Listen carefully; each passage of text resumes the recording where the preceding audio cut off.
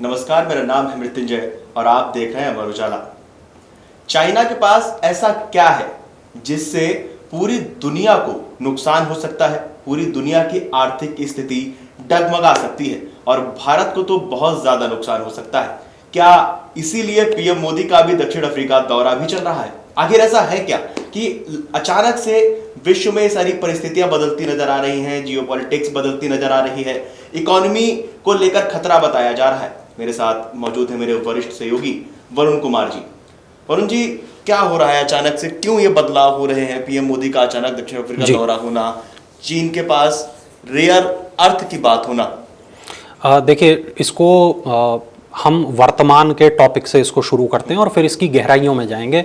हम अपने दर्शकों को इस बातचीत में हम बताएंगे रेयर अर्थ क्या होता है, भारत कहाँ पीछे है, चीन कहाँ आगे है, भारत का प्लान क्या है चीन को हराने के लिए रेयर अर्थ की इस दौड़ में, अमेरिका कहाँ पर खड़ा है और पूरी दुनिया रेयर अर्थ के पीछे आज की तारीख में क्यों दौड़ रही है, रेयर अर्थ आखिर इतना महत्वपूर्ण क्यों हो गया है, सारी बातें हम आपको बताएंगे इस वीडियो में। सबसे पहले शुरू करते हैं जो आज मूल खबर है उससे। तो खबर जो है वो हमारे पास में ये है कि चीन के जो रेयर अर्थ मैग्नेट हैं उन पर निर्यात प्रतिबंध लगे हुए हैं। चीन अपना जो रेयर अर्थ मैग्नेट है वो किसी को नहीं बेच रहा है। भारत में इसकी कमी हो गई है। रेयर अर्थ मैग्नेट की कमी से जो ऑटो कंपोनेंट इंडस्ट्री है उसके जो बहुत सारे जो कंपोनेंट बनते हैं, गाड़ियों में जो कंपोनेंट इस्तेमाल होते हैं वो नहीं बन पा रहे हैं। उत्पादन बंद करने तक की कुछ जगहों पर नौबत आ चुकी है। ऑटोमेटिव कंपोनेंट मैन्युफैक्चरर्स एसोसिएशन यानी ACMA की अध्यक्ष हैं श्रद्धा सूरी मारवाह। उन्होंने इस संकट को गंभीर बताया है। उन्होंने कहा कि अब वक्त आ गया है कि भारत इस क्षेत्र में आत्मनिर्भर बने। वक्त आ गया है कि केंद्र सरकार इस क्रिटिकल मटेरियल्स को लेकर एक राष्ट्रीय रणनीति तैयार करे, ऐसी उन्होंने अपील की है। ऐसा हुआ क्यों?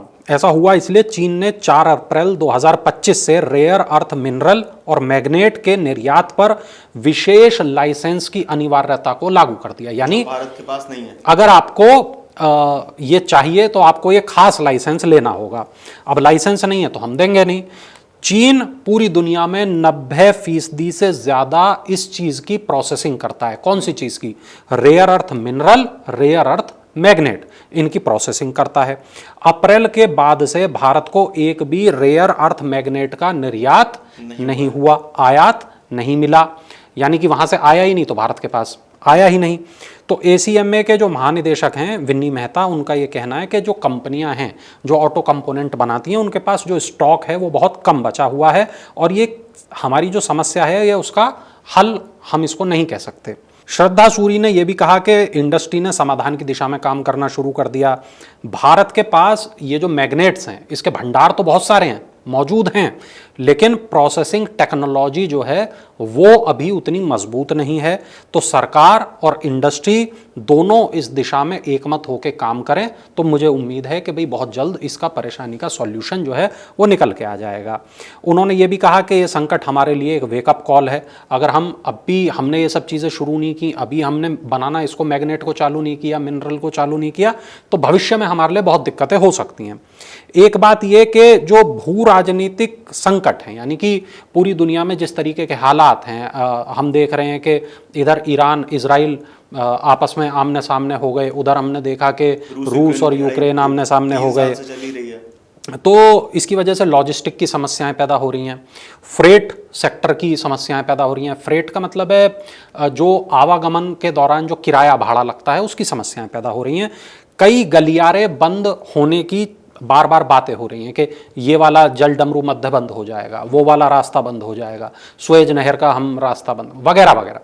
तो ये जो तमाम चीज़ें हैं इसकी वजह से जो परेशानियां हैं वो बढ़ती हुई पूरी दुनिया में दिखाई दे रही हैं कि भाई अगर एक जगह से दूसरी जगह हमें किसी चीज़ को परिवहन करके ले जाना है तो हम कैसे लेके जाएंगे। तो संकट के बावजूद फाइनेंशियल ईयर 2025 जो है यहाँ ऑटो कंपोनेंट इंडस्ट्री का टर्नओवर जो है 6.73 लाख करोड़ रुपए, और यदि डॉलर में बात करें तो 80.2 बिलियन डॉलर ये रहा है। 2024 के मुकाबले जो वित्तीय वर्ष था 10% ये ज़्यादा रहा है। 2020 से 2025 के बीच इंडस्ट्री ने, ये जो ऑटो कंपोनेंट इंडस्ट्री है, इसने 14% CAGR से इसने ग्रोथ की है। वरुण, एक सवाल उठता है जी। सवाल ये कि ये जो रेयर अर्थ मटेरियल्स हैं, ये अगर चीन से नहीं आते हैं तो क्या सिर्फ ऑटो इंडस्ट्री पे ही इसका असर पड़ेगा या दूसरी भी कोई सी इंडस्ट्री है जिस पे असर पड़ेगा? ठीक है। आम आदमी होने के नाते जी। हम पे क्या क्या उसका असर पड़ सकता है? तो इसके लिए हम सबसे पहले ये बताते हैं कि ये जो रेयर अर्थ है, दुर्लभ जो चीज़ें हैं, ये हैं क्या, मैं इसके बारे में बता देता हूँ। तो रेयर अर्थ मैग्नेट ये दुनिया की सबसे शक्तिशाली चीज़ों में से एक है और रेयर अर्थ एलिमेंट से इसको बनाया जाता है। रेयर अर्थ मैग्नेट बनती है रेयर अर्थ एलिमेंट से। जब हम धरती को खोदते हैं तो हमने जैसे लोहा निकला, पीतल निकला, तांबा निकला, तमाम अन्य चीज़ें निकली, ऐसे ही एक चीज़ निकलती है जिसको बोलते हैं नियोडीमियम, और एक चीज़ निकलती है जिसको बोलते हैं सेमेरियम। तो अब ये जो चीज़ है, जैसे हम बात करें नियोडीमियम की, तो ये सबसे ज़्यादा इस्तेमाल होती है, इसको मैग्नेट कहा जाता है, रेयर अर्थ मैग्नेट।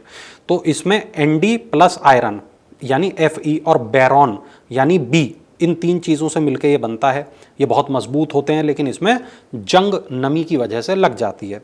एक और चीज़ होती है सेमेरियम कोबाल्ट मैग्नेट, SMCO। तो ये गर्मी और जंग के प्रति ये ज़्यादा सहनशील है, और लेकिन ये महंगी है। जो दूसरी मैग्नेट है उससे ये वाली मैग्नेट महंगी है। अब इसका इस्तेमाल कहाँ कहाँ होता है? तो इसका इस्तेमाल मोबाइल फ़ोन में होता है, कंप्यूटर की हार्ड डिस्क में होता है, विंड टरबाइन में होता है, इलेक्ट्रिक कार में होता है, MRI मशीन में होता है, स्पीकर्स में होता है, हेडफोन्स में होता है। तो बहुत सारी जगह इसका इस्तेमाल होता है। अब ये ज़रूरी क्यों है? तो ये आप देखें कि हमारे इर्द गिर्द जो है बहुत सारी तकनीक हैं। हम टीवी देख रहे हैं, ये तकनीक है। हम कैमरे पे काम कर रहे हैं, ये तकनीक है। हम लैपटॉप इस्तेमाल कर रहे हैं, ये तकनीक है। हम स्मार्ट वॉच पहने हैं, ये तकनीक है। तो ये तमाम जो तकनीकें हैं, तो ये ऑपरेट जिन चीज़ों की वजह से हो पा रही हैं उसमें से एक चीज़ है रेयर अर्थ एलिमेंट और एक चीज़ है रेयर अर्थ मैग्नेट। अब आप देखें कि जो हरित ऊर्जा है, जिसको हम ग्रीन एनर्जी कहते हैं, और ये जो ग्रीन एनर्जी सबसे ज़्यादा इस्तेमाल होती है ईवी में।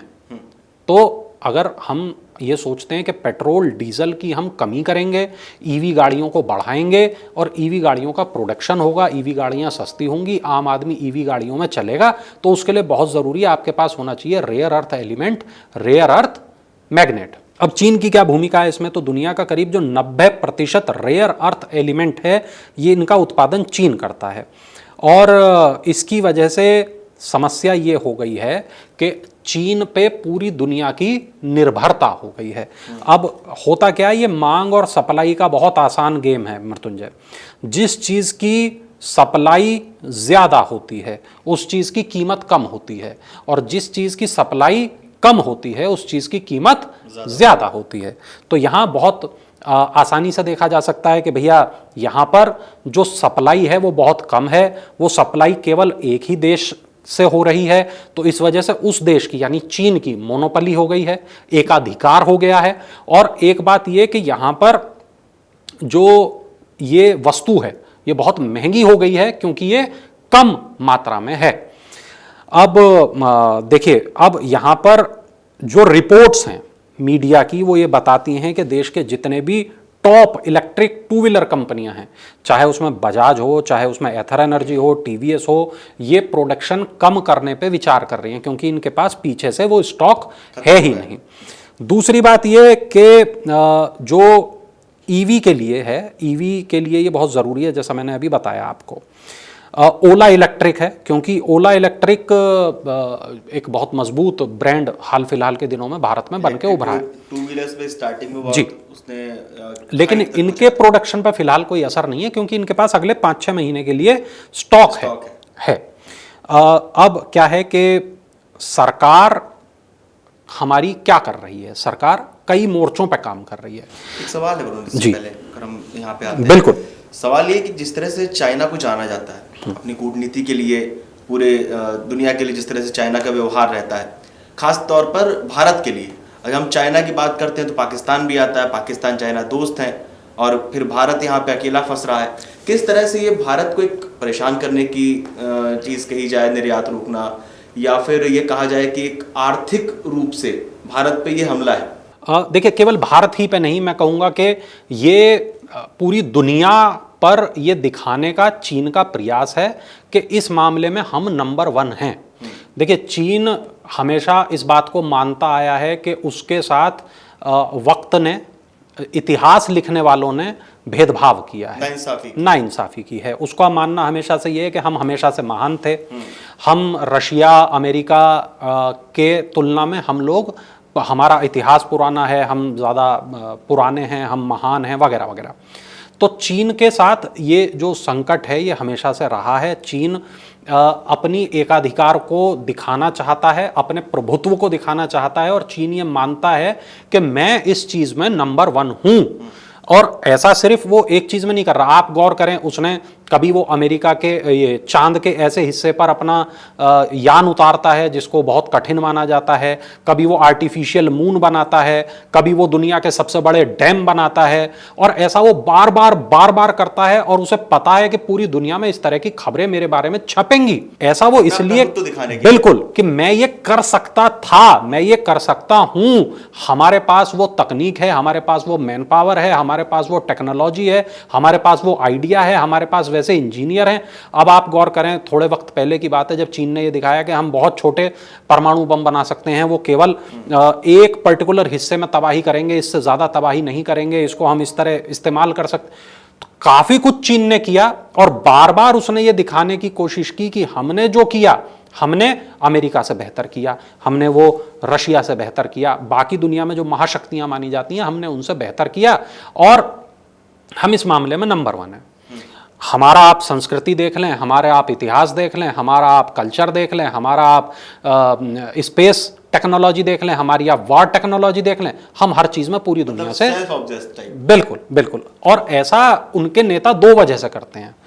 पहली वजह ये, अपने विरोधियों के दिल में खौफ भर दो, पहली बात, जो जंग का एक नियम भी है। इस पे एक चाइनीज ऑथर की एक बहुत पुरानी किताब है, तो उसमें युद्ध के नियमों के बारे में जानकारी दी गई है। उसमें इस बात को लिखा गया है कि आप अफवाहों से ही सामने वाले को डरा दो। दूसरी बात, चीन के जो नेता हैं वो अपनी जनता का भरोसा जीतना चाहते हैं, और जनता भरोसा करेगी कब? जनता भरोसा तब करेगी जब वो ये मान लेगी कि मेरे नेता ने इतने सालों में वो काम कर दिया जो इससे पहले कभी नहीं हुआ। तो चीन के जो वर्तमान नेता हैं वो अपनी जनता के बीच में एक स्ट्रांग संदेश देना चाहते हैं। दूसरा ये कि वो अपनी छवि पूरी दुनिया में ये देना चाहते हैं कि मैं सर्वश्रेष्ठ हूं। खैर, हम इससे आगे बढ़ते हैं। हम बात कर रहे थे रेयर अर्थ मटेरियल की, और मैंने आपको 2 तरीके के रेयर अर्थ मटेरियल के बारे में बताया भी था। नियोडीमियम के बारे में बताया था, सेमेरियम, कोबाल्ट के बारे में बताया था। स्पेस और डिफेंस इंडस्ट्री में भी इसका इस्तेमाल होता है, और हमारे मोबाइल फ़ोन में जो वाइब्रेशन होता है वो इसकी वजह से होता है। स्पीकर की आवाज़, ईवी कार की मोटर, एमआरआई मशीन की ताकत, ये जितनी चीज़ें हैं ये सब इसी वजह से संभव हो पाती हैं। अब बात करें आप ग्रीन एनर्जी की, तो इलेक्ट्रिक गाड़ियाँ, पवन चक्कियाँ, सोलर टेक्नोलॉजी, ये तमाम चीज़ें ये निर्भर करती हैं इसी चीज़ पर।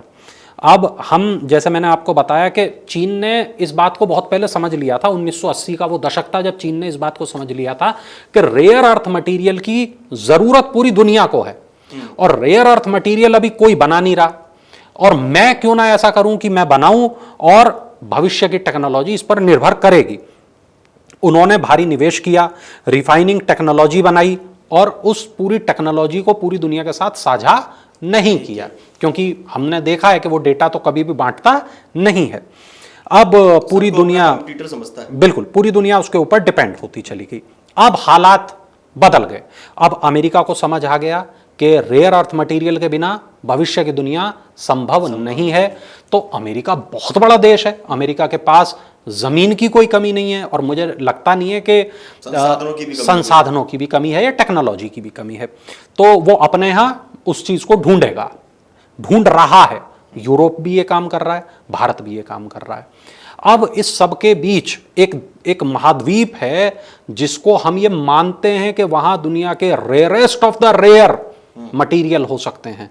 उसे अजूबों का महाद्वीप कहा जाता है, और वो महाद्वीप है अफ्रीका। अफ्रीका में चीन ने बहुत पहले से अपने बेस बना लिए थे। अफ्रीका में चीन ने बहुत पहले से ये काम करना चालू कर दिया था, वहाँ की सरकारों के साथ बातचीत करना, वहाँ से जो ये रेयर अर्थ की सैंपल्स हैं इनको ले जाना, इनको माइनिंग, इनको तराशना और इनको बेहतर बना के परिष्कृत करके इनको इस्तेमाल करना। अब आप देखें जो भारत के प्रधानमंत्री हैं नरेंद्र मोदी, जब अब ये वहाँ पहुँचे हैं अफ्रीकी देशों में, तो क्या ये केवल और केवल इस चीज़ के लिए है कि हमें वहाँ द्विपक्षीय संबंध मजबूत बनाने हैं? मुझे लगता है नहीं। वो जब घाना पहुँचे हैं तो मुझे ये लगता है कि अफ्रीका के देशों के साथ भारत एक ऐसे तालमेल को अपनाना चाहता है जहाँ भारत भी जो संसाधन अफ्रीका के हैं, अफ्रीका के पास हैं, वो रेयर अर्थ मटेरियल उनको परिष्कृत करे, उनको इस्तेमाल करे। और भारत ऐसा केवल अपने लिए नहीं करना चाहता जैसे चीन ने किया, भारत ऐसा पूरी दुनिया के लिए करना चाहता है। रिपोर्ट्स हमें ये बताती हैं कि दोनों देशों ने कई समझौतों पर चर्चा की, जिसमें 5 सालों में 2 तरफा व्यापार को दोगुना किया जाएगा। और इसमें ये पता चलता है कि घाना के साथ भारत एक रेयर अर्थ मिनरल को लेकर उन्होंने करार किया है। भारत और घाना ने ये करार किया है। और यदि मृत्युंजय ऐसा है तो आप ये मानिए कि आने वाले वक्त में भारत भी उन देशों में शामिल होगा जिनके पास बहुत बड़ी संख्या में रेयर अर्थ मटेरियल मौजूद है और इसको परिष्कृत करने की, इसको बेहतर बनाने की टेक्नोलॉजी मौजूद है, रेयर अर्थ मैग्नेट मौजूद हैं। और मैंने जितना देखा है, भारत ने हमेशा चीन से टेक्नोलॉजी में, हमारे यहाँ के लड़के, हमारे यहाँ के युवा कहीं से कहीं कम नहीं हैं। हमारे यहाँ की लड़कियाँ, हमारे यहाँ की महिलाएं, हमारे यहाँ के दिमाग, हमारे यहाँ के वैज्ञानिक, हमारे यहाँ के डॉक्टर, उन्होंने लगातार वो काम करके दिखाया है जो हमें गर्व करने पे महसूस होता है कि साहब हमारे यहाँ के बच्चे किसी से कम हैं, पूरी दुनिया को टक्कर देने पूरी दुनिया को टक्कर देने वाले हैं। एक रिपोर्ट है डाउन टू अर्थ की, मैं यहाँ इसका उल्लेख करना चाहूँगा। ये रिपोर्ट ये बताती है कि भारत ने ऊर्जा भंडारण की दुनिया में, भारतीय वैज्ञानिकों ने एक बड़ी सफलता हासिल की है। बेंगलुरु स्थित centre for nano and soft matter sciences और अलीगढ़ मुस्लिम विश्वविद्यालय ने, इनके वैज्ञानिकों ने मिलकर एक ऐसा उन्नत ऊर्जा भंडारण पदार्थ विकसित किया है जो सुपर कैपेसिटर की क्षमता को एक नए स्तर तक पहुंचा सकता है। यहां पर जो बात हो रही है वो बात हो रही है उसी मैग्नेट की जिसको हम रेयर अर्थ मैग्नेट कहते हैं। अब देखिए, अब हमारे पास में एक रिपोर्ट ये है जो ये बताती है कि 2010 में चीन ने जापान को रेयर अर्थ का एक्सपोर्ट रोक दिया था। जापान की जो छवि है पूरी दुनिया में वो उस तरह की है कि जापान की तकनीक का कोई मुकाबला नहीं है, टेक्नोलॉजी के मामले में नंबर 1। हाँ, तो जापान को 2001-10 में ही इन्होंने ये रेयर अर्थ भेजना बंद कर दिया था चीन ने। अब भारत का जो पूर्वोत्तर का इलाका है, नॉर्थ ईस्ट का जो इलाका है, यहाँ पर रेयर अर्थ रिजर्व बहुत बड़ी संख्या में भारत को मिले हैं। अब अमेरिका और ऑस्ट्रेलिया ये दोनों मिलकर एक नई सप्लाई चेन बना रहे हैं रेयर अर्थ मटेरियल को लेकर। लेकिन रिपोर्ट हमें यह बताती है कि अगला जो गोल्ड है, अगला जो ऑयल है, वो रेयर अर्थ मटेरियल और रेयर अर्थ मैग्नेट हो सकते हैं। अब आधुनिक युग के, जी बिल्कुल, देखिए अब इसमें आप और चीज़ों को देखेंगे तब आपको ये पता चलेगा कि जो ब्रिक समिट जो अभी हाल ही में जिसकी बहुत ज़्यादा चर्चा रही है, इसके पास इस दौरान भी, मतलब ये जो रेयर अर्थ एलिमेंट्स की बात हुई है ना, यानी कि जितने भी देश यहाँ पर शामिल हुए इन्होंने इस टॉपिक पर चर्चा की। वियतनाम, इंडोनेशिया, जापान जैसे देशों से भारत सरकार ने चर्चा की कि भाई हमें ये चाहिए, अभी तक चीन के पास है, हमें आप लोग दे सको तो आप दे दो। अभी समाधान मिल नहीं पाया। अब जो सियाम है, जिसको हम कहते हैं ऑटोमोबाइल निर्माता सोसाइटी, इन्होंने भी कहा कि भाई हमें प्रोडक्शन कम करना पड़ जाएगा। अब जहां एक तरफ हम ये देखते हैं कि भारत पूरी दुनिया की नंबर 1 सबसे ज़्यादा आबादी वाला देश हो गया है, हमारे यहाँ लगातार गाड़ियाँ बिक रही हैं, तो गाड़ियाँ ज़्यादा बिकेंगी तो पेट्रोल की खपत ज़्यादा होगी, पेट्रोल की खपत ज़्यादा होगी तो प्रदूषण ज़्यादा होगा, डीजल की खपत ज़्यादा होगी तो प्रदूषण ज़्यादा होगा। आप उसके लिए सड़कें बनाएंगे, आप उसके लिए जंगल काटेंगे, प्रदूषण बढ़ता जाएगा। बिल्कुल। उसके लिए जरूरी है ईवी। तो भारत आज से अगर ईवी को अपनाना चालू करेगा तो अगले 10, 20, 30 साल लग जाएंगे कि हम ईवी वाले देश के रूप में पहचाने जाएं। तो 7 अर्थ मटेरियल की सप्लाई पे चीन ने रोक लगाई थी, समेरियम समेत ऐसी कई चीज़ें हैं इस जिनकी सप्लाई पे रोक लगा दी। अभी हमें ये वाली बात पता चल रही है कि इस पूरी दुनिया में जो उत्पादक हैं उसमें अमेरिका नंबर 2 पर है, म्यांमार नंबर 3 पर है, भारत भी इस लिस्ट में है, लेकिन भारत जो है केवल 2,900 मीट्रिक टन यानी कि 0.7% ही, जो 100% है उसमें से भारत 1% पर भी अभी नहीं है। लेकिन ये जो डेटा है, इस डेटा का सोर्स स्टैट का है और इससे हमें ये पता चलता है कि अब जो पूरी दुनिया है वो ये मानती है कि भारत को ज़रूरत है रेयर अर्थ मटेरियल की, दुनिया को ही ज़रूरत है। भारत अपनी तरफ से पूरे प्रयास कर रहा है, भारत की जो सरकार है वो अपनी तरफ से पूरे प्रयास कर रही है। देखना ये होगा कि रेयर अर्थ मटेरियल यहाँ कब होंगे, कब सफलता मिलेगी। लेकिन हाँ, आप अगर देखें तो मैं 2 चीज़ कहूँगा कि अफ्रीका की मदद से भारत चीन को हरा सकता है, एक बात। दूसरी बात ये कि भारत के पास जो भंडार मिले हैं, चाहे वो नॉर्थ ईस्ट वाला हो, चाहे वो साउथ इंडिया वाला हो, है ना, या मैंने सुना कश्मीर में भी कुछ एक हिस्सों में रेयर अर्थ मटेरियल की जो बातचीत है उसके बारे में पता चला। तो कई जगह भारत में ऐसे भंडारों के बारे में पता चला है और आगे आने वाले वक्त में सर्वे होगा तो और नई चीज़ें भी इसको लेकर पता चलेंगी। मैं ये कह सकता हूं कि बहुत वो वक्त दूर नहीं है कि जब चीन का एकाधिकार टूटेगा, मोनोपोली खत्म होगी और चीन इस मामले में दुनिया से, मैं कहूं भारत से हारता दिखाई देगा। बिल्कुल, क्योंकि जिस तरह से अभी यही है ना कि चीन के पास वो मौजूद है, इसलिए उसको अहंकार भी है इस चीज़ का कि हम नहीं देंगे, कर लीजिए आपको जो करना है। जब हमारे पास होगा तो हम भी चीन को या फिर जो दुनिया के और देश हैं वहाँ हमारा भी निर्यात होगा, आर्थिक स्थिति भी और बेहतर हो सकती है। वरुण, बिल्कुल, देखिए एक बात ये कि आर्थिक स्थिति की जब हम बात करते हैं तो यकीन मानिए कि जब हम इसको बना लेंगे तो जो दुनिया के ऐसे देश हैं जो जिनके पास ये टेक्नोलॉजी नहीं होगी, जो इसको बना नहीं पाएंगे, वो भारत से इस टेक्नोलॉजी को, इन रेयर अर्थ एलिमेंट को, इन रेयर अर्थ मैग्नेट को भारत से खरीदना चाहेंगे।